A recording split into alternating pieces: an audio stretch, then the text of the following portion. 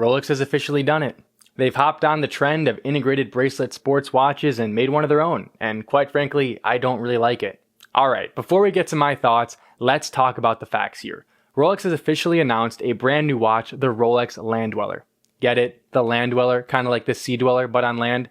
Well, bad marketing aside, this is a very exciting time for Rolex because they really don't announce a lot of brand new models very often. And as I mentioned a second ago, this is an integrated bracelet sports watch, which is quite different from Rolex. We haven't seen a watch from them with an integrated bracelet since the Rolex Oysterquartz back in the 70s. I think this needs to be studied or broken down further because Rolex tends to be a leader within the watch industry, or at the very least a brand that kind of does its own thing. They release watches that they have confidence in, but don't necessarily follow the trends within the greater watch world. And sort of following the trend here of the AP Royal Oak, Patek Philippe Nautilus, and even watches like the Tissot PRX is kind of different and strange.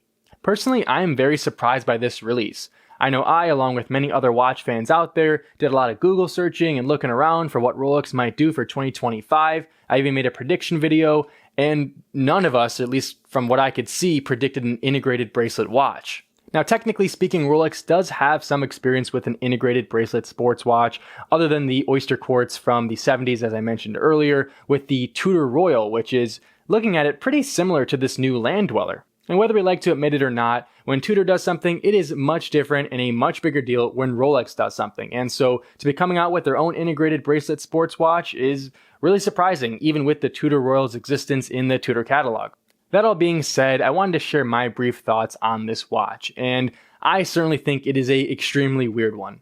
Just taking a look at it, it has a Rolex Datejust style fluted bezel, date window, and cyclops, along with a Jubilee bracelet that is a little different because it has more of a flat link style versus a rounded edge, but overall, from a distance, it's going to look like a Rolex Datejust. However, it's kind of strange because it has the Arabics 6 and 9 from the Rolex Explorer, and it's just kind of a weird combination of those two watches. Combine that with a see-through case back, and I think it's kind of cool. Like I said, it's certainly an interesting piece from Rolex, but kind of a weird amalgamation of a couple different watches in their catalog. I'm also admittedly not a huge fan of the dial design on this one, but perhaps that'll change with other colors. Take my next comment with a grain of salt, as I've only seen this watch for under 24 hours, and maybe I'm being a bit dramatic, but I don't think this watch has a personality of its own. I think the Land-Dweller is kind of a weird combination of a couple of different watches from Rolex, as I mentioned before, and I don't really know how it's really its own piece. Again, it's kind of a weird combination of a Rolex Datejust and a Rolex Explorer,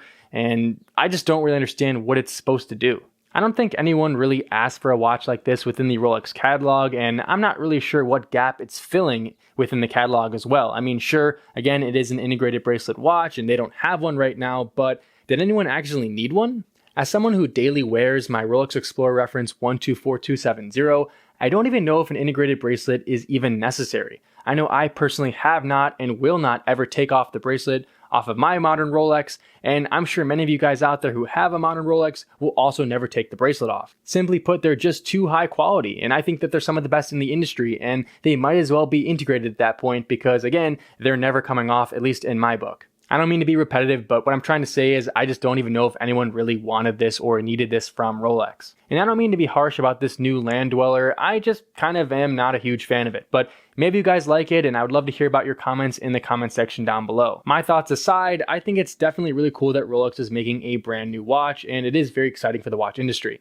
But that's pretty much all I had for this video. I just wanted to sort of briefly discuss the new Rolex Land-Dweller and share my personal thoughts on it. But I'm sure we're going to get a lot more details in the coming days about the price point and other details and specifications, so I'm excited to continue talking about it here on the channel. As I said before, let me know your comments in the comment section down below, and I'll see you guys in the next one. Take care.